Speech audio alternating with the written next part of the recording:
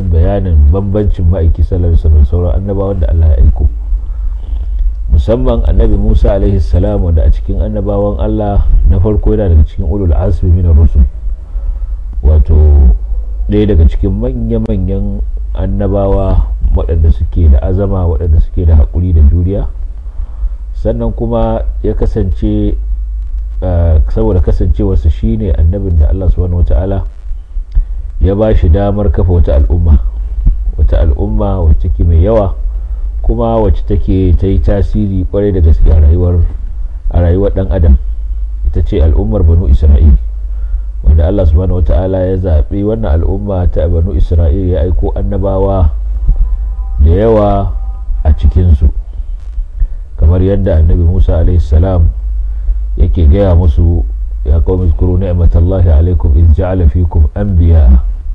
wa ja'alakum mulukan wa ataakum ma lam yu'ti ahadan min al-'alamin. Ya ku mutane na, ku tuna ni'imar da Allah ya yi muku yayin da ya sanya muku sarakuna, sannan kuma ya sanya ku annaba, sannan ya fifita ku akan, ya ba ku abinda ba kowa ya ba wa daga cikin halittun Allah. To ubangiji subhanahu wata'ala yakan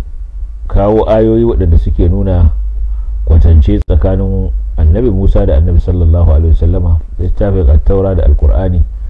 da kuma al'ummar banu Isra'ila da kuma al'ummar annabi sallallahu alaihi wasallama, da nuna falalar duka waɗannan al'amura, da nuna falalar annabi sallallahu alaihi wasallama akan duka annabawa, daga cikin su hadda annabi Musa alaihi salam, da kuma nuna falalar al-qur'ani da fifikonsa akan dukkan littattafai, daga ciki hadda at-taura ita kanta, kuma a nuna falalar sahabban annabi sallallahu alaihi wasallam akan sahabban annabi Musa alaihi salam da darajarsu. Al-Qur'ani ya nuna irin wannan a wurare daban-daban, daga cikin suratul a'raf, inda Allah subhanahu wata'ala yake ba mu labarin umarni da Allah subhanahu wata'ala ya yi wa annabi Musa alaihi salam cewa ya zaɓo mutane 70 daga cikin mutanensa, wato ya yi tankaɗe da riraya, ya zaɓaɓɓu 70 daga cikin mutanensa wanda za su tafi tare da annabi Musa domin ganawa da Allah subhanahu wata'ala. Annabi Musa ya yi haka, kuma Allah subhanahu wata'ala ya sanya girgizar ƙasa a lokacin da suka fita wannan ganawa, har annabi Musa yake addu'a yana cewa ubangiji, da ka ga dama da ka hallakar da su gaba daya tun gabanin masu bauta wa dan maliki, ni ba kuma da ka hallakar da ni tare da su, don kada ma in koma yan uwansu su tume ni da cewa ni na kashe musu yan uwansu, da kai yan uwansu inda za su halaka. Ya kuma faɗi cewa bautar dan maliki da suka yi fitina ce, jarraba ce daga Allah subhanahu wataala, da yake jarraba wanda ya ga dama daga cikin bayinsa da ita, domin ya tantance ko ya bayyana wanda take a shiryayye da wanda yake batacci. Allah subhanahu wata'ala ya ce wa ikhtara Musa qawmahu 70 rajulan limiqatina falamma akhadhatuhum ar-rajfatu qala rabbi law shi'ta ahlaktahum min qablu wa iyyaya atuhlikuna bima fa'ala as-sufaha'u minna in hiya illa fitnatuka tudillu biha man tasha'u wa tahdi biha man tasha' anta waliyuna faghfir lana warhamna wa anta khairul ghafirin. Allah ce Musa ya zaɓi mutane 70 daga cikin jama'arsa domin haɗuwa da mu, domin wa'adi da muka yi da shi. Yayin da tsawa ta kama su, wato girgiza ta kama su, annabi Musa ya ce rabbi law shi'ta ahlaktahum min qablu wa iyaya, ya ubangiji na, da ka ga dama da ka hallakar da su tun gabanin wato su bauta wa ma dan mariki, da ka hallaka su, wa iyaya da ni kaina, ni ma da ka karɓi raina, dan gudun kada in koma ma mutanen su tume ni su ce ni na tafi domin yan uwansu su halaka, a kakkashe musu yan uwansu. ce atuhlikuna bima fa'ala as-sufaha'u minna, ya Allah ka halaka mu da abinda wawayen cikin mu suka yi, wato waɗanda suka bauta wa dan maraki, wanda Allah subhanahu wata'ala a nan ya kira wasu wawaye domin sun zaɓi su bauta wa wani ba Allah ba, tare da kuma suna ganin dukkan wata sifa tana kasa tare da wannan abin da suke bautawa, ko magana baya iya yi su, sun bar bautar Allah subhanahu wata'ala wanda annabi Musa alaihi salam ya dora su akan ta. to shine annabi Musa alaihi salam yake cewa rabbi law shi'ta halaktahum min qabl wa iyaya tuhlikuna bima fa'ala as-sufaha'u minna in hiya illa fitnatuka tudillu biha man tasha'u wa tahdi man tasha. ce wannan ba komai bane face jarrabawarka ta kake batar da wanda kaga dama da ita kuma ka shiryar da wanda kaga dama da ita. ce to kai ne majibincin mu ya Allah, ka gafarta mana, ka ji kanmu, kuma kai ne fiyayyen mai gafara. waktub lana fi hadhihi dunya hasana wa fil akhirati inna hudna ilaik. ka rubuta mana kyakkyawan sakamako a nan duniya, sannan kuma a lahira ma muna fatan kai mana haka, mun koma zuwa gare ka mun tuba, inna hudna ilaik, mun tuba. to sai Allah subhanahu wataala ya ce wa annabi Musa alayhi salam, azabi usibu bihi man asha wa rahmati wasi'at kulli shay'in sa'aktubuha lil ladina yattaquna wa yu'tuna zakat wal ladina hum bi ayatina yu'minun. Allah subhanahu wataala ya ce azaba ta ce da nake aukar da ita ga wanda naga dama, kuma rahamata ta yarwaci komai, wasi'at kulli shay, ta yarwaci komai, ta yarwaci mutumin kirki da wanda ba mutumin kirki ba, da wanda yake mumini da wanda yake kafiri. a nan duniya kowa zai shiga rahamar Allah subhanahu wata'ala, zai mori wannan ni'imomi na ubangiji da ya samar a cikin kasa. amma ita wannan rahama sa aktubu, zan rubuta ta, tabbatar da ita a lahira lillazina yattaqun, ga waɗanda suke kiyaye dokoki na, wa yu'tuna zakata, suke bada zakka, wallazina hum bi ayatina yu'minun, waɗanda kuma suke yin imani da ayoyin mu. wato Allah subhanahu wata'ala ya nuna cewa ni'imar Allah ko rahamarsa a nan duniya bata keɓanta ga mumini shi kadai ba, bata keɓanta ga mutumin kirki ba, ta shafi kowa da kowa, tana shafar mumini, tana shafar kafiri, tana shafar mutumin kirki mai biyayya, tana shafar mara kirki mai saban Allah. duk kowa na iya samun ni'imar Allah subhanahu wata'ala da rahamarsa a nan duniya, amma aka je lahira masu samun wannan rahama su ne kadai waɗanda suke masu kiyaye dokokin Allah, waɗanda a nan suka kiyaye dokokin Allah ta hanyar aikata abin da Allah ya wajabta musu da barin abin da ya haramta musu, sannan kuma suke ba da zakka. a nan aka ambaci zakka, ba ce sallah ba, saboda yawanci ita zakka wani abu ne da ya shafi dukiya, kuma mutane sun fi kangarewa da tutsu akan abin da ya shafi dukiya sama da abin da ba shafi dukiya ba, ibada ce. saboda za ka iya samun mutum yana sallah amma kuma haƙoƙin dukiya baya iya fitar da shi, baya iya kiyaye dukiyarsa daga haramun, amma kuma zai iya shiga masallaci a yi sallah da shi. don haka masu hana zakka sun fi masu barin sallah yawa. yasa aka ambaci zakkar anan, wanda suke ba da zakka kuma waɗanda suke masu yin imani ne da ayoyi. sai Allah subhanahu wataala ya sifanta su, alladhina yattabi'una ar-rasula an-nabiyya al-ummiyya alladhi yajidunahu maktuban indahum fi at-taurati wal-injil ya'muruhum bil ma'ruf wa yanhahum 'anil munkari wa yuhillu lahum at-tayyibat wa yuharrimu 'alayhim al-khaba'ith. ce su ne waɗanda suke bin annabin nan ummi, wanda baya rubutu baya karanta abin da aka rubuta,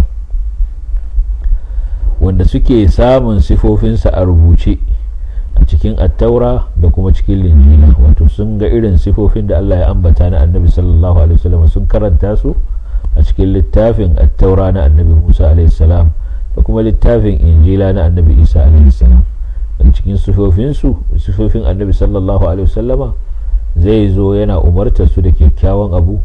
yana kuma hana su mummunan aiki, yana umartar su da kyakkyawan aiki, yana hana su mummunan aiki, yana halatta musu tsarkakan abubuwa daɗaɗa, yana kuma haramta musu ƙazantattun abubuwa na haramu. wato yana daga cikin sifofinsa ya zo ya halatta abin da ke tsarkakakke ne da daddada ne, kuma ya haramta abin da yake ƙazantacce ne wanda yake na haramu ne. sannan Allah ci gaba da sifanta shi da cewa wa yadau anhum israhum wal aghlal allati kanat alaihim, yana sauke musu nauyayensu, wato abubuwan da aka wajabta musu domin ukuba a kansu, da kuma kukumce da aka kukumce su da shi, wato wasu dokoki masu tsauri da Allah subhanahu wata'ala ya saukar wa banu Isra'il, ya wajabta musu su, kamar haramta musu cin kitsan nama da abinda dabba ta kunsa, illa ma hamalat zuhuruha aw al-hawaya aw makhtalata bi'adhm, wato aka haramta musu cin kitsan kowace dabba. to wannan duk yana daga cikin ukubobi da Allah subhanahu wataala ya yi musu. Annabi sallallahu alaihi wasallam kuma ya zo ya ainihin halatta musu, ya sauke musu wannan nauyi da wannan kukumi wanda yake wayan su. To sai Allah subhanahu wataala bayan ya faɗi waɗanda za su iya shiga cikin sahun mabiya Annabi sallallahu alaihi wasallam daga cikin banu Isra'il da hanyar da za su bi su zama cikin mabiyansa, su zama cikin wato mutanen kirki a cikin wannan al'umma, shine su bi shi wannan annabi. sai Allah ya ce fallazina amanu bihi wa azzaruhu wa nasaruhu wattaba'u an-nura alladhi unzila ma'ahu ulaika humul muflihun. to sai Allah ya kawo sifofin sahabban annabi sallallahu alaihi wasallam bayan ya gama kawo sifar zababbu daga cikin banu Isra'ila waɗanda an zaɓe su ne su wakilci mutanen su, ko dai su je su a karɓo littafin at-taura, yayi magana da Allah, annabi Musa ya gana da Allah tare da su, ko kuma su je su tuba daga abin da ya faru na bautar da malaki da suka yi. kuma ga abin da ya biyo bayan wannan, har wata rajfa, wata tsawa ta same su, wanda malamai sun yi ta bayanin abubuwa, dalili iri-iri wanda za su ce su ne dalilin da yasa Allah ya zalime su da wannan tsawa ko wannan girgiza. wasu sun ce saboda sun ce ba za su yi imani da annabi Musa ba alaihi salam har sai sun ga Allah subhanahu wata'ala, ko sun ce ba su yarda da cewa Allah subhanahu wata'ala yana magana da annabi Musa alaihi salam ne, su ma sun ji maganar Allah da kuma da kansu. to ubangiji ya jarrabe su da wannan jarraba, da wannan girgiza. to idan ya zanto waɗannan su ne zaɓaɓɓu cikin mutanen annabi Musa alaihi salam, to su kuma annabi sallallahu alaihi wasallam suwaye sahabbansa, suwaye tare da shi, suwaye suka yi imani da shi, sai ne Allah sai ya faɗi sifarsu. wanda amanu bihi, wanda suka yi imani da annabi sallallahu alaihi wasallam, wa azzaruhu, suka girmama shi, wa nasaruhu, suka taimaka masa, wattaba'u an-nura alladhi unzila ma'ahu, suka bi hasken nan da aka saukar tare da shi shine alqur'ani. Allah ce to waɗannan su ne masu Allah ya sifanta sahabban annabi sallallahu alaihi wasallam da sifofi guda 4 waɗanda suka cancanci su zama masu rabauta a gurin Allah subhanahu wataala. suka sifantu da sifar imani, sun yarda da annabi sallallahu alaihi wasallam, sun imani da shi ba bisa munafici suka karbi wannan kira nashi ba, sun yi imani da cewa gaskiya ne daga Allah subhanahu wataala, manzo ne daga Allah subhanahu wataala. amanu bihi, sannan wa'azzaru, sun bashi girmansa, sun girmama shi a matsayinsa na manzon Allah subhanahu wataala da Allah ya zaba ya aiko musu, koda kuwa cikin su akwai wanda suka girme shi a shekaru, koda kuwa cikin su akwai wanda suke rike da wasu mukamai kafin su zama musulmi, koda kuwa cikin su akwai waɗanda suka fito daga cikin manya-manyan gidaje na Qurayshawa. amma duk da wannan bai sa sun girman kai ba, sun ɗauke shi a matsayin jagora,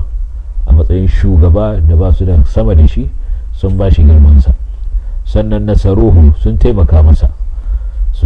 masa wajen ba shi kariya, sun taimaka masa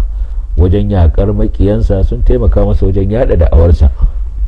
sun taimaka masa wajen yada ilimi cikin al'ummarsa. nasaruhu wattaba'u an-nura alladhi unzila ma'ahu, sannan sun bi hasken da Allah ya saukar tare da shi shine alqur'ani, sun karba alqur'ani, sun haskaka da hasken cikinsa, sun yi aiki da shi. saboda haka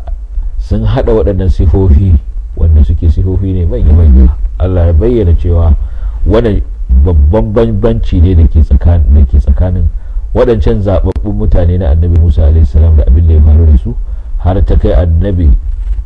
Musa alaihi salam ma yana ganin dama an halaka su tuntun ma, kafin ma a zo wannan mataki da har za a kama su da girgiza, ina ma tun farko ma an halaka su. da kuma waɗannan sahabbai na annabi sallallahu alaihi wa sallama, wanda Allah ya yi sifanta su da cewa aminu ma'azzamu nasaru tabawu, suka hada da manya-manyan sifofi. shi yasa Allah sai ya ce ulaika humul muflihun, to waɗannan su ne masu haka kaga a nan fifikon ma'aiki sallallahu alaihi wa sallam ya fito fili, darajarsa ta ƙara bayyana, shugabancinsa akan sauran annabawa duka ya ƙara bayyana. don shi Allah subhanahu wataala ya fayyace mana irin waɗanda suke zaɓaɓɓu cikin al'ummar annabi Musa alaihi salam, da kuma waɗanda suke zaɓaɓɓu cikin sahabban cikin al'ummar annabi sallallahu alaihi wasallam, su ne sahabban annabi sallallahu alaihi wasallam da suka zauna da shi, ga irin gudunmawar da suka bashi, ga irin girmamawar da suka yi masa. bai zo da wani abu suka ce ba su yadda ba, ko sai sun ga kaza sai an ba su wata shaida su yi da shi. sun yi imani da shi, sun imani da duk abin da aka saukar masa na wahayi, sun kuma karɓi wannan abin hannu biyu sun yi aiki da su. Haka kokarin su kan sahabban annabi sallallahu alaihi wasallam da bata su da faɗar maganganu na rashin girmamawa da ladabi da tuhumar su da tumce na ƙarya, wannan kokari ne a nuna cewa annabi Musa alaihi salam ma ya fi samun dacewa akan annabi sallallahu alaihi wasallam cikin al'ummarsa. Annabi Musa alaihi salam ma ya fi samun gata akan al'ummarsa, ko kuma a'a banu Isra'ila sun fi samun tsafta a zaman su da annabin su sama da wanda annabi sallallahu alaihi wasallam sahabbansa suka samu wannan tsafta, wanda kuma babu shakka wannan cin fuska ne da cin mutunci da shi kansa ma'aiki sallallahu alaihi wasallam da kuma daƙile shi kansa addinin da ya zo da shi, domin ya zanto har ya gama zama a cikin su shekara 23 yana ta musu tarbiyya, yana ta karantar da su, yana ta nuna musu abin da ya dace. Wannan bai musu tasiri ba, bai sa sun zama na kirki ba, sun rayu cikin kazanta da yi wa addininsa zagon ƙasa. To kaga wannan yana nuna cewa addinin nashi baya da tasiri. Dan wani ya zo ya ce zai karantar da shi ko zai ɗabbaka shi a cikin rayuwar al'umma, ba zai iya samar da wani tasiri a cikin su ba. Kaga wannan ba karamin yunkuri ne da a rushe addinin kansa ba gaba ɗaya. Shi yasa har koyaushe malamai suke nana ta maganar cewa su kan sahabban annabi sallallahu alaihi wasallama kai tsaye suka ne ga annabi sallallahu alaihi wasallama, kai tsaye suka ne ga alkur'ani, kai tsaye suka ne da shi kansa musuluncin gaba ɗaya. Dukkan wani wanda zai ɗauki wannan hanya to hanya ce ta yarda an rushe addinin musulunci tun daga tushensa, ya zama na babu wani abu wanda yake da kima da daraja a cikin addini, wanda kuma wannan ba karamin haɗari ne da shi kwarai da gaske ga makatar. To amin su mami malalla ya saka alkhairi. Tambayar mu ta farko a yau ta zo daga wanda yake cewa malam mace ce aka daura mata aure kafin a kai ta gidan miji kuma sai mijin ya rasu. To shine ke tambayar ya batun sadakin da kuma iddarta da gadon mijin. Tana da maharun nufin wani suke can, tana da sadakin ire-irenta, wato za a duba kamar ta da matsayinta da wanda ya kamata ya zama sadakinta, so haka za a bata wannan sadakin. Sannan kuma za ta yi mijinta ta kaba wannan wata 4 da kwana 10 da Allah subhanahu wataala ya faɗa, ladina yatanfuna minkum wa yamuruna azwajan yatarabbasna bi anfusihim 4 ashhurin wa 10, waɗanda suke nutsuwa daga cikin kusumar matan nan za su zaman jira shi wata 4 da kwana 10, sauraka za ta yi wannan zaman jira na wata 4 da kwana 10 shine ta kabarta. Ita ta kaba dalilin ta ba saki ne, dalilin ta shine rasuwar miji, wannan kuma da ya rasu mijinta ne, duk da cewa ba su tare ba amma dai sunan shi mijinta, sauraka mijinta za ce ya rasu, sauraka wannan dalilin da zai sa ta kaba ya samu, sauraka za ta zauna wata 4 da kwana 10. Sannan kuma za ta ci gadonsa, za ta tana cikin waɗanda za ta ci gado. Yana da ya'ya can a baya da wata matar, to zai zama tana da sumuni, in kuma ba shi da ya'ya ita ce kadai, to zai zama tana da wuri. To sai shi kuma ne ke cewa malam ya zai iya biya haƙƙin wanda ba musulmi ba da yake kansa, saboda bai san inda zai gan shi ba, har kuma bai san inda zai sami yan uwansa ba. To duk mutumin da wani kudin wani wanda ba nashi mai kirinsa, in yana da inda zai je ya same shi ya kai masa dukiyarsa, wannan wajibi ne ya haka. In bai san inda zai same shi ba amma kuma ya san inda yan uwansa suke, wajibi ne ya haka, kai wa yan uwansa wannan dukiya. Idan ya zanto duka wannan babu, to ya kokari dai kudin ya fita daga hannunsa, ya yi amfani da su a wata hanyar daban. Idan musulmi ne mai dukiyar, ya masa sadaka a madadinsa. Dan kowa musulmi bane ya bayar a je a yi wani abin da al'umma ce za ta amfani da shi, amma kada ya ci gaba da wannan kuɗi ko ya ci gaba da amfani da su. To sai sakon Shehu Lawal shi kuma daga Kaduna yake cewa menene hukuncin wanda haƙƙin wani yake kansa, a maimakon ya bashi hannu da hannu sai ya masa sadaka da su, ko kuma ya masa wani aiki da al'umma za su amfana din a madadinsa, saboda yana jin kunyar ya bashi hannu da hannu domin haƙƙin ya daɗewa da shi kansa wanda yake bin haƙƙin wani ya manta. Kamar yadda muka faɗa, ba shi da wata hanya da zai ɗauki kuɗin wani ya sadaka da shi, kuma alhalin mai kuɗin yana nan ya san shi, ya san mai dukiyar, ko ya san yan uwan mai dukiyar, idan ma bai san inda zai samu mai dukiyar ko bayan ya mutu. Ba shi da hurumin da zai yi sai wani sadaka, ba yin sadaka da dukiyar mutum alhalin gashi nan kuna gaisa, ka ɗauka yansa ku kai sadaka da shi. Dole dabarar da ya yi ya ɗauka sai ya bi wata dabarar da kudin zai koma gare shi, ko da ba hannu da hannu zai je ce ga kudin ka da na taba cutar ka ba, in ba shi da wannan karfin halin ko kuma yana tsoron wani abu ya biyo baya na rashin amincewa da shi ko labarin sai fantsama a yi ta masa kallon mahaici,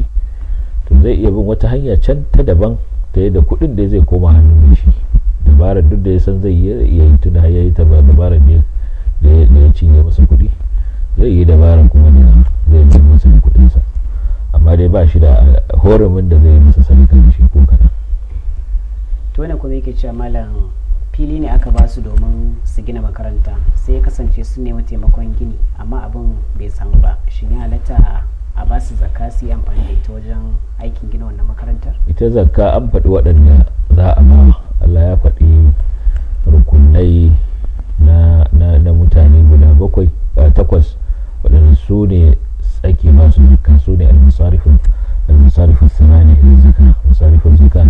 الثمانية إنما الصدقات للفقراء والمساكين والعاملين عليها والمؤلفة قلوبهم وفي الرقاب والغارمين وفي سبيل الله وابن السبيل. waɗanda su ne guda 8 da Allah ya faɗa. A yi gina makaranta, gina asibiti, wannan duk baya daga cikin gina kwalbati, gina titi, wannan duk baya daga cikin guraren da ake bayan zakka, ake sanya zakka, ba sa daga ciki. 8 aka faɗa, iya 8 ɗin.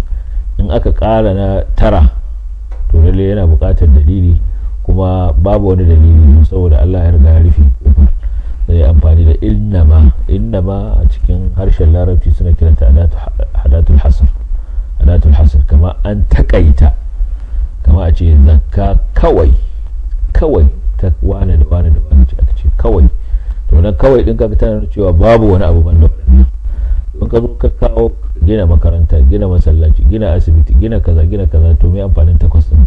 Ya zama inda ma din ba ta da amfani, zana 8 din ba ya da amfani. Da kawai sai Allah ce zakka ana fitar da ita a bada ta inda zai yi amfani, da kawai sai Allah ya faɗa haka.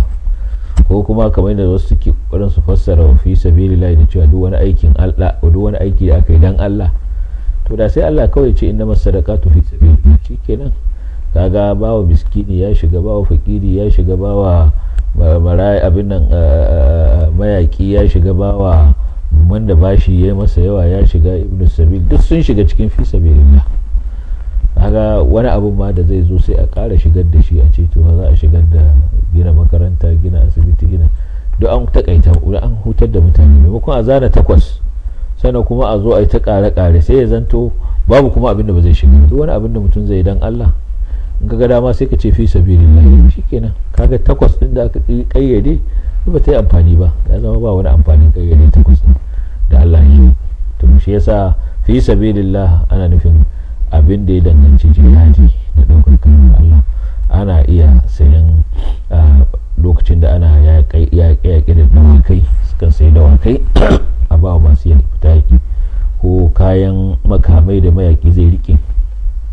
ko guzurin da za a ba mayaƙi ya rike a hannunsa, da ana iya ɗauka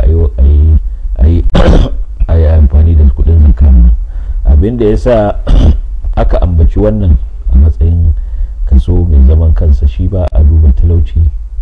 ko kuma rashi, wato ba a duba cewa fakiri ne. Inda mutum a cikin mayaka yake, to kudin zakka da aka fitar aka ba wannan rundunar ta mayaka, za a iya sayan abinci shi ma ya ci. Ba a ce ai kudin zakka ce ba, shi yana da kudi da mai zai ci, a'a, da shi yana yanzu cikin fi sabilillah, kamar al'amili na alaiha da Allah ce, waɗanda su suke aikin tattaro zakkar, to su ma ana ba su daga ciki, ba tare da lura akari da cewa mutum fakiri ne ko mai wadata ne. In ya fi kowa wadata, in dai har ya shiga cikin tawagar waɗanda aka yi faɗi tashin tattara wannan zakka, to ana iya ɗaukar wani abu a bashi cikin zakkar. A nan ba a duba sifarsa ta talauci ko rashi. To haka nan sauran duk da aka ambata, za ka fuqara'u suna nan, masakin suna nan, sauran ma suna nan. Al-gharimi na wanda ya ci bashi ya kasa biya, ya yi zanto babban mai kuɗi ne, amma yanzu bashi ya hau kansa ba zai iya kuma biya ba, a taimaka masa cikin kuɗin zakka ya biya, wanda duk ya halitta. Amma a fidda zakka a gina masallaci ko a fidda zakka a gina makaranta, wanda duk baya daga cikin abin da aka kasabi. Saboda haka maganar faɗaɗa fi sabilillah din na shigo da komai da komai. Za ga cewa malamai suna ta maganar a biya wa mutum ya je hajji ce saboda akwai inda annabi sallallahu alaihi wasallam ya kira hajji fi sabilillah, kira ta akwai inda ma hadisin Aisha da ya kirawo hajji da umara a matsayin yaki, cewa yaki ne na mata, cewa lai kunna qitala la kunna jihadul la qitala fi, shine alhajj wal umra. To saka wasu suka shigar da wanda za a biya masa daga cikin kudin zakka ya hajji, wannan babu komai, sai abin da ya shafi neman ilimi. Shi galibi wanda zai harkar neman ilimi a taimaka masa, daman fakiri ne a taimaka masa ya yi karatu, zai yi registration ba da kuɗi, kaga ya zan shiga cikin alfukara, ya shiga cikin almasarki, sai a taimaka masa ya je ya biya kuɗin makaranta, wannan duk babu komai, ya shiga cikin wannan. Sannan shi kansa ilimi yana daga cikin abin neman ilimi su. To sai shi kuma wannan mai sanin cewa malam yana so ya gina masallaci na 5 salawati, to amma da niyyar kai ladan ga mahaifiyarsa da kuma mahaifinsa da suka rasu, da kuma shi kansa ma yake cewa ya matsayin hakan zai kasance su da katul jariya kuma ladan zai kai gare su. Na'am, in yayi haka ya abin nan. Sa'ad ibn Abi Waqqas da ce mahaifiyata ta rasu, da a ce ta samu damar wasiya ko abin nan ta yi wasiya a yi mata sadaka, to amma bata samu ta yi wannan ba, na iya mata sadaka. Annabi ce zaka iya mata sadaka. Saboda haka wani abin da mamaci zai koma ga Allah a yi masa zai amfane shi, aka yi masa makaranta, aka gina masa masallaci, rijiya, duk wani abin da aka sai mutane za su amfana, wanda ladan zai ci gaba da samuwa, wannan shi ake kira sadakan jariya. Wanda mutum yana da shi ma wanda ya yi abin yana da lada, saboda duk wani aikin alkhairi da kai, ko da kuwa kayi saboda wasu, kai ma Allah zai baka ladan wannan aiki da kai fi sabilillah. To masu sauraron mu da kallon mu, kuna tare da shirin Fatoyin Rahma daga nan gidan talabijin na Rahma, kuma muna tare da shi malamin mu a Dr. Sheikh Muhammad Sani Umar Lemo, babban malami a tsangar nazarin shari'a da addinin musulunci ta Jami'ar Bayero da ke Kano, wanda ke samun dama domin amsa waɗannan tambayoyi naku. Kuma dai kuna damar aiko da naku sakonnin tambayoyin ta cikin wannan shiri kan al'amuran da suka shafi addini da rayuwa ta hanyoyin da suke bayyana a kan akwatunan talabijin ɗinku. Shirin namu zai ɗora bayan hutun takaitaccen lokaci, da ka ce mu. Ga kaɗan daga cikin shirye-shiryenmu da muke gabatar muku a tashar Rahama Talabijin. Shirin Mikiya, shirin Bana Kwanya sai da zakara,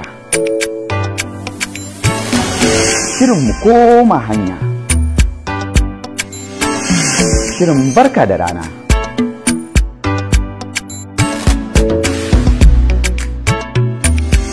shirin Idan Gari,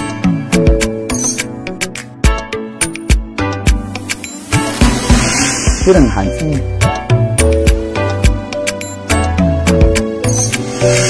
shirin Kano a yau,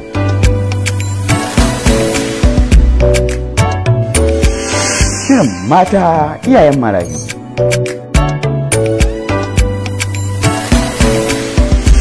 shirin Daga Karkaranmu,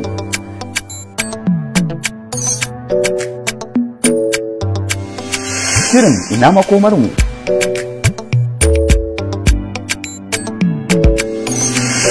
shirin Daga Fagen Wasanni, labarin wasanni,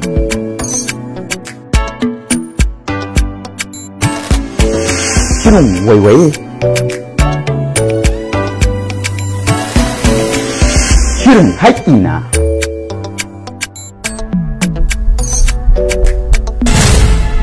kaɗan kenan daga cikin shirye-shiryen da muke gabatar muku daga nan tashar Rahama Talabijin, farin cikin al'umma. Mu da dawowa ta cikin shirinmu na Fatoyin Rahma, inda muke tare da shi malaminmu a Dr. Sheikh Muhammad Sani Umar Lemo, babban malami a tsangar nazarin shari'a da addinin musulunci da Jami'ar Bayero da ke Kano, wanda yake amsa tambayoyin da kuke aikowa ta cikin shirin. Kuma dai kuna dama aiko mana da sakonnin tambayoyinku kan labarin da suka shafi addini da rayuwa ta cikin wannan shiri domin samun mafita.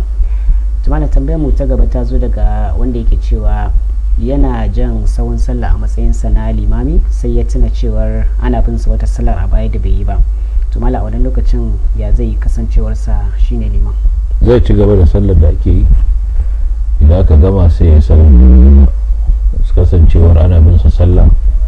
ba shi zai hana ya yi wannan sallar da ake ciki ba, ko da ba liman ba ne in ya zo ya samu ana sallar jam'i bai yi sallar da ake bin sa ba yana iya bin wannan sallar idan ya zanto sallah ce da zai iya bin ta da niyyar ita wacce ta wuce masa, wato suna daidai a nakawoyi. Kamar misali ana bin shi sallar azhar ya samu ana la'asar, kaga zai iya bin sallar la'asar da niyyar azhar. ne zanto ba wacce za a iya samun daidaito bane a ciki, kamar ana sallar isha'i shi kuma magariba ba zai iya shiga a isha'i da shi ne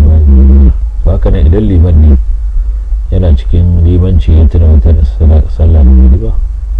to sai ya ci gaba da wannan a gama, in ya so daga baya sai ya yi sallar da ta kubuce masa, amma wajibi bane wani tartibi na salloli waɗanda suka kubuce. To sai wani ke cewa malam, shin ya halatta musulmi ya shiga coci ko kuma wanda ba musulmi bai shiga masallaci saboda wani dalili? na'am, ya ce saboda wani dalili, ma'ana saboda larura ya halatta musulmi ya shiga coci ya yi wani abin da ba wai abin da ake yi na bautar wani Allah a cikin cocin ba, wani abu wanda zai sa dole shi ya shiga. Misali a ce ana yin wani rikici da yake bukatar a yi sulhu tsakanin masu rikici din, kuma aka ce babu wurin da a zauna a yi sulhu a coci, sai ke sai je zauna a yi sulhu a coci a watsi. Sayyidina Umar ya yi sallah a cikin coci ta kiristoci da babu wurin da a yi sallah, sai a yi sallah a ciki babu komai. Kawai dai abinda za a so lokacin da za a yi sallar kada a fuskanci ko wasu gumanka ko wasu hotuna wanda za su rika ɗaukar hankali, sai a zamto babu su a wurin, an fuskanci an kibra a yi sallar babu wani abu a cikin. haka ne shi ba wanda ba musulmi ba, da cewa ba a barin wanda ba musulmi ya shiga in ba da wani akwai dalili sai ya shiga. Wani aiki ne za a yi wanda babu musulmin da ya iya wannan aikin a cikin masallacin, sai wanda ba musulmi ne shi ke da halaccin shiga ya shiga. Ya annabi sallallahu alaihi wasallam yakan zauna a masallaci waɗanda ba musulmi su idan wani abu na tattaunawa ya taso su zo su same shi a cikin masallacin su zama kai. Annabi sallallahu alaihi wasallam ya daure wanda ba musulmi a cikin masallaci, Sumamatu ibn Uthal, lokacin da aka kamo shi yana kafirinsa a cikin dirkan masallaci aka ɗaure shi ne kwanaki kafin a sake shi. sauraka kaga an yi amfani da masallaci wajen tsare wani wanda musulmi a cikinsa. sauraka in akwai buƙatar a shiga a yi wani abu wanda ake buƙata kuma wanda zai yi ɗin ba musulmi ne ba laifi ne ya shiga wani. to ne shi kuma yake cewa malam, yana halatta a bar wanda ba musulmi bai dauki alkur'ani da nufin karantawa ko wani abu? ba a barin wanda ba musulmi bai dauki alkur'ani, saboda dauka alkur'anin sa ana bar shi yana dauka alkur'ani zai iya wulakanta alkur'ani, saboda shi ba darajar ta yake gani ba, baya ganin shi a matsayin maganar annabci, yana ganin annabi sallallahu alaihi wasallam shi ne ke kirba nan kuma duk ƙarya ce ke faɗa. saboda haka dan ya kirara shi ta wannan a gurin sa komai bane. to saboda haka kai musulmi kai sanadiyar alkur'ani ya shiga hannun wanda ba zai darajta shi ba, to kafin kai abin da yake nufi. shi yasa a cikin hadisi annabi sallallahu alaihi wasallam ya hana musulmi ya dauki alkur'ani ya tafi da ita shi kasar arna, wato kasar makiya, saboda idan suka yi nasarar kama shi za su karbi alkur'ani da kyanansa kuma su tattaka ko su jefa su cikin najasa su masa dai abubuwan da ke bai dace ba. in shi zaka ci kada mutum ya yi safar ila ardil adu, kasar wanda ake rikici ake fada da su ba musulmi ana fada da su kuma ya ɗauki qur'ani ya rike ya tafi da shi can, da sai ya shiga hannu to qur'anin ma zai shiga cikin mulakanci, zaka sai aka yi ba ka ga shi baya dacewa a ɗauki qur'ani rubutunsa da larabcinsa amma idan fassarar ma'anonin alkur'ani ce, alkur'ani ne a ciki, akan iya samun fassarar da babu nassin alkur'anin a ciki, to amma fassarorinta ne zuwa wani harshe, harshen turanci, faransanci, harshen jamusanci, ko wani irin harshe ne aka fassara ma'anonin alkur'ani, to nan ba shi ne alkur'ani, wannan za ka iya ba wanda ba musulmi ba ya ɗauka ya karanta don ya fahimci sakon da yake ciki. kamar al-mujamma malik fahad da qira'atul mushaf da ke Madina suna da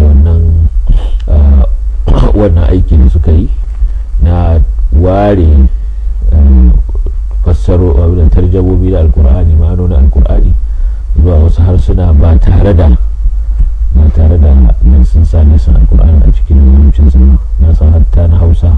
akwai na hausa ne da fassarar wala bakar rubutun zalla babu alkur'ani a cikin. ban ka dauka za ka ga sura kaza aya kaza ma ma'anar kawai ne to wannan ya halatta ka ba mu wani musulmi. ita kuma wannan take cewa malam tana so a yi wa mijinta nasiha domin tun da suka yi aure da shi shekara kusan 6 kenan ya ya sanya ta a islamiyya, kuma shi kullum sai ya je gurin karatu amma kuma baya karantar da ita. wannan ba daidai yake ba. wajibi ne akan miji ya kula da addinin matarsa, ya kula da abin da za ta bauta wa Allah da shi idan tun ta san shi, ba kawai ci da sha ba. idan har zai kula da gangar jikinta ba ta ci da sha don kada ta halaka ta duniya, ta yaya kuma za a halatta masa ya yi watsi da abin da zai tsirar da ita a lahira? ta yaya za a halatta masa ya batta ta halaka a lahira? babu shakka wannan hankali ba zai zo da shi ba. shi yasa Allah ce ya ayyuhal ladina amanu qu anfusakum wa ahlikum nara, ya ku wadanda suka yi imani ku tsare kawunan ku da iyalanku daga wuta. ba ta yadda za ka tsare kanka ko ka tsare iyalinka daga fada wuta ranar gobe kiyama sai ta hanyar sanin addinin Allah da aiki da shi, ka san shi ka kuma aiki da abin da ka sani. haka wajibi ne akan miji ya koyar da matarsa in ya sani, shi ya koyar da ita a lokacin. ba dole sai ta mutu ba, tunda shi yana koya mata. in kuma ba zai iya koya mata ba, zai iya kawo wadda za ta koya mata har gida, sai zai kawo wata wadda ta iya karatun ta koya mata. idan wannan ma ba zai yiwu ba zai iya ba, to wajibi ne kai ta inda mata suke haɗuwa ana koyi da su. a lokacin annabi sallallahu alaihi wasallam kamar da yake cikin sahih bukhari, mata sun zo sun samu annabi sallallahu alaihi wasallam suka ce ya rasulullah ghalabana alayka rijal, maza sun kwace mana kai, na kullun kana tare da su kawai suke kwasar ilimi daga wajenka, kai musu karanta musu qur'ani, karanta musu hadisai. mu ba mu sami da bulani, ka sa mana wata rana da za mu rika taruwa kana karantar da mu. annabi ya ce to kuna inda kuke so ku sanar da ni. suka zaɓi gidan ɗaya daga cikin waɗannan mata, annabi yake zuwa yana musu darasi. shi kaga samun wani taro haka na mata samu ana zuwa ana musu darasi wata sunna ce ta musamman. haka dole ne shi wannan miji naki yana samun miji naki karatu, in har ba zai iya karantar da ke ba kuma zai iya kawo wanda masu karantar da ke ba. in bai yi wannan ba to babu shakka kina da damar ki ta ke je ki sa kai a cikin makaranta ki ci gaba da karatun ki. ba za ki yadda ki halaka wajen yi masa biyayya ana yin ta ne a inda bai saba wa Allah ba. da abin da zai zama akwai saba wa Allah a ciki to ba a yi mutum wani mahaluki ne a kansa. saboda haka biyayyar ki gare shi shine ki gaya masa ya miki. idan ya ki to ba za ki zauna haka cikin jahilci ba kina yin abin da ba daidai ba. dole ne ki tafi ki sa kanki inda ki samu karatu. to ne ke camala idan mutum ya yi alwala aka yi sallar jana'iza da shi, shin yana iya yin sallar farilla da wannan alwalar? na'am, sai ba inda aka taba cewa sallar jana'iza tana karya alwala. ina da alwala aka yi sallar jana'iza da ni, babu wani nasi ko wani kauli na malami da ya ce alwalar ta karye. sannan kuma dan kayi alwala kai sallar jana'iza da ita, ba a cewa ita alwalar sallar jana'iza da ni take. yadda ake alwalar kowace sallah haka ake alwalar sallar jana'iza. tana da cikin salloli na farzu kifaya, na farillar da dole ne a samu wasu su dauke musu. to kaga ita ma sallah ce, tana cikin salloli. za ka ana yi mata alwala kamar da ake kowace sallah alwala. in kuma aka yi wannan alwalar abinda yake karya sauran alwalar da aka yi da sallar farilla ko nafila shine yake karya wannan ita ma alwala. saboda za ka yi sallar farilla ne ita ma babu komai. wanda ya ce idan mutum ya ketara ta gaban mai sallah a cikin masallaci amma akwai tazara tsakaninsa da mai sallar sosai, shin hakan babu laifi? babu kuma dama abinda ba a so shine ka ketara shi a gaban inda yake sujjada. wato dole a sama tsakaninsa da inda yake sujjada akwai wato ɗani uku shibir guda uku, inda nan ne sutura take. To duk abin da ya karu akan wannan da mutum ya wuce ba a cewa wuce ta gaban masallaci, amma inda zai wuce ko inda yake sujada ko kuma kaɗan daga inda yake sujada ta wannan shi ya hanya. Amma ya zato akwai tazara tsakaninsa da mai sallah, wannan babu komai dan ya wuce. yake ce malam shine ya fara amfani da kuɗin ajiya domin ya yi kasuwanci, to sai daga baya kuma ya ji cewar hakan haramun ne, sai ya ranto daidai adadin kuɗin ya maida cikin wannan kuɗin ajiyar da aka bashi. To shine ke cewa shin dole ne sai ya sanar da masu kuɗin ko kuwa shi kenan tun da ya riga ya maida musu da kuɗin su? In ka ɗau kuɗin wani kai kasuwanci da shi ba tare da izinin sa ba, to ba ka ɗaukar ribar ka cinye ka kaɗai. Kuɗinsa ne, abinda duk wannan kuɗi ya haifa na riba to yana da haƙƙi a ciki. Dole ka sanar da shi cewa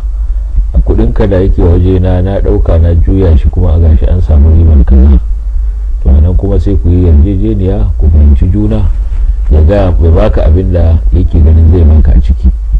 Amma ka zauna ka cinye, to ka ce kuɗin da ba naka ba, ka ci dukiyar da ba taka ba. Da dukiyar ba taka ba ce, don haka abin da dukiyar ta haifar ba zai zama naka kai kaɗai. Na'am, kana da naka wani kokari da kai watakila ka je ka wahala wajen saya da sayarwa, to in aka zo sai a fitar da kuɗin wahalarka. Kamar wanda ya wannan harka aka samu wannan riba mai ya cancanta bashi,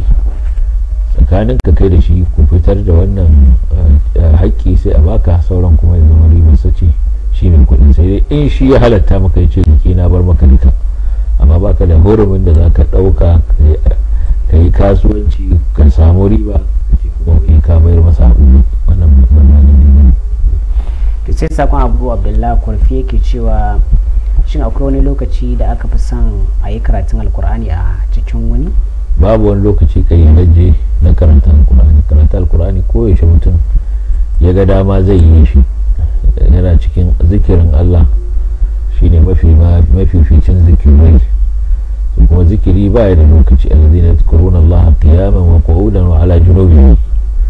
wadanda suke ambatan Allah a tsaye ko a zaune ko kuma a kishin gidi. Haka nan annabi sallallahu alaihi wasallam ya tabbata a hadisin Aisha, kana yadhkuru Allah ala kulli ahyani, kowane yanayi annabi yana ambatan Allah.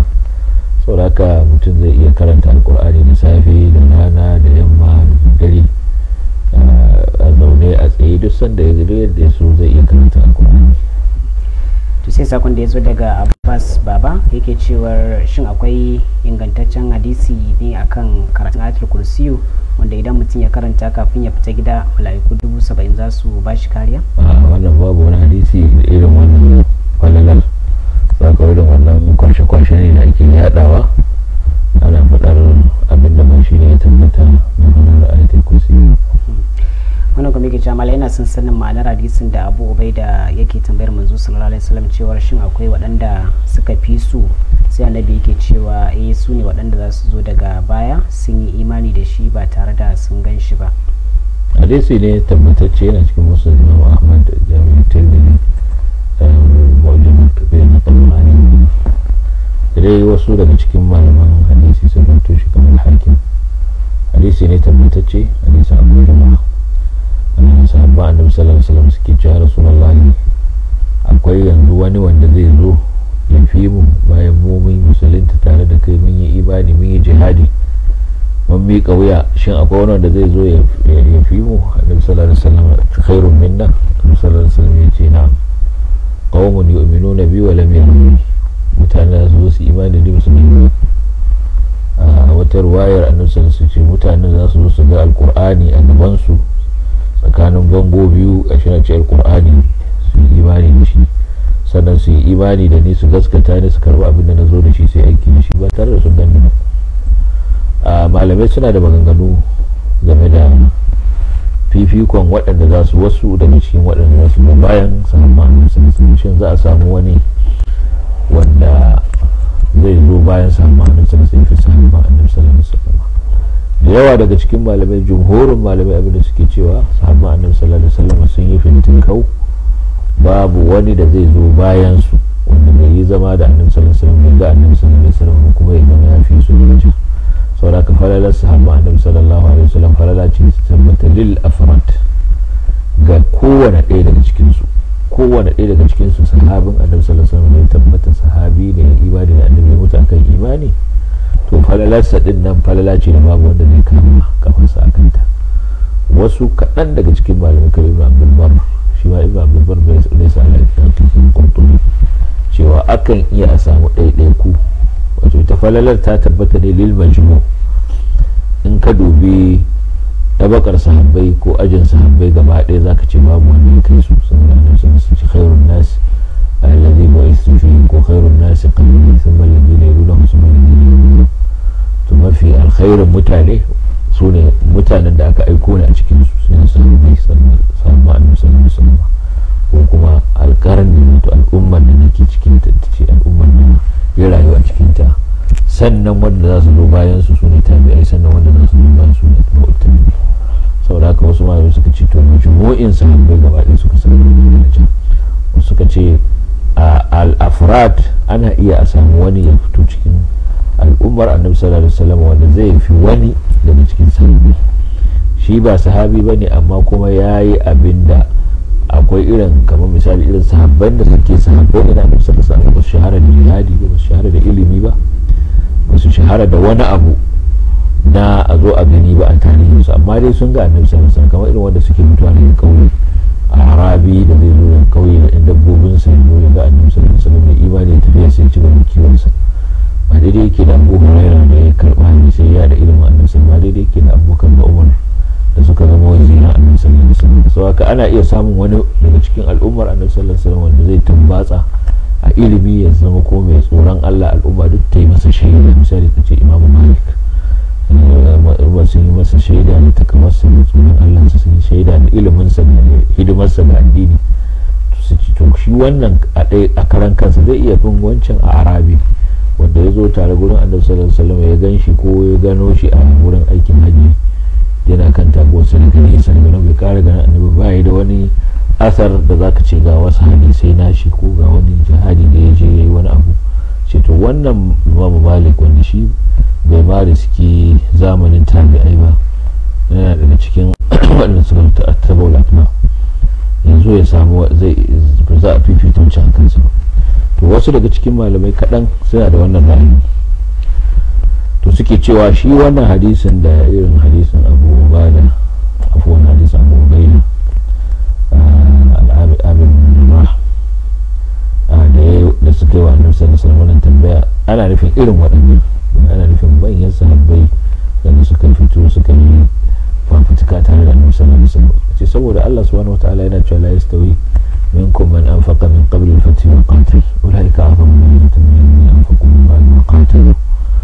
ce Allah subhanahu wataala ya fifita sahabbai da suka yi jihadi tare da annabi sallallahu alaihi wasallam, suka ciyar da dukiyarsu, wanda suka ciyar da dukiyarsu suka yi jihadi tare da annabi sallallahu alaihi wasallam kafin fathu makka suna kan gaba, sai kuma wanda suka yi bayan fathu makka. haka waɗanda suka samu wannan daraja, to kuma babu wani wanda zai samu wannan daraja sai wanda yake cikin su. to kaga wanda duk zai zo bayan annabi sallallahu alaihi wasallama